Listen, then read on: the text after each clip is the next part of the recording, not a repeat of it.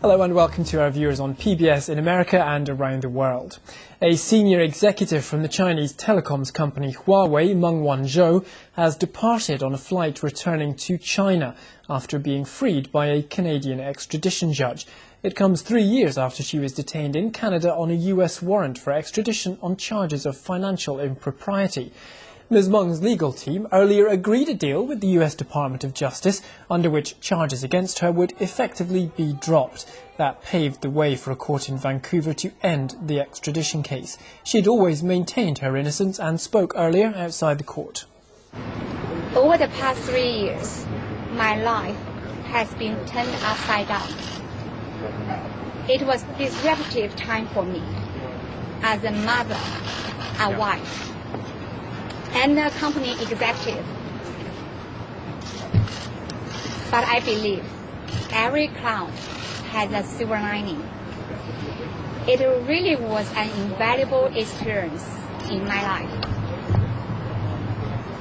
I will never forget all the good wishes I've received from people around the world. As the saying goes, the greater the difficulty, the greater the growth. Once again, thank you so much.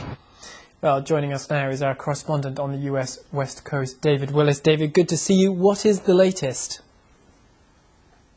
Well, the latest we're hearing is that in regard to the release of Meng Wanzhou, the Chinese have released two Canadian citizens who they arrested not long after Meng Wanzhou was self-arrested at Vancouver Airport in December of 2018. They are Michael Spavor and Michael Kovrig, the two Michaels as they're known in Canada, and they have been held, as I say, for almost 3 years on charges of espionage and other things. Now, they are reportedly on their way back. This is something that the Canadian Prime Minister, Justin Trudeau, has told the media in the last few minutes. And this, of course, was seen very much as tit-for-tat hostage diplomacy, if you like, on the part of the Chinese, seizing these two Canadian citizens. Justin Trudeau has been unsuccessful in getting them released, but it appears now that this deal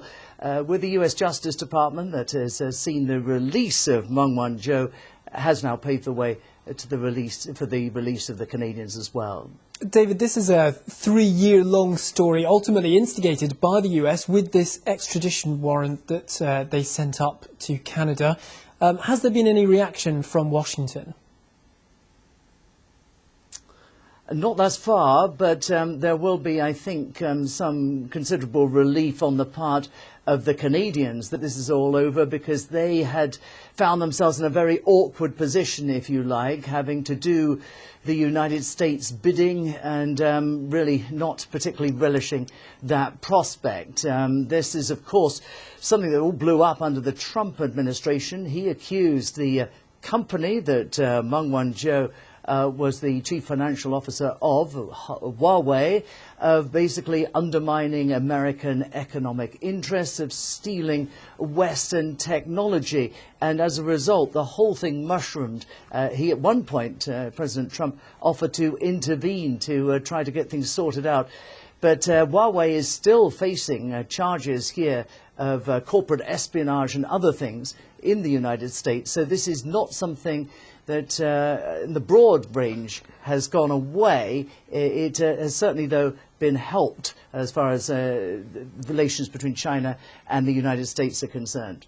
David Willis joining us from LA. Thank you. This Sunday marks the end of a political era in Germany when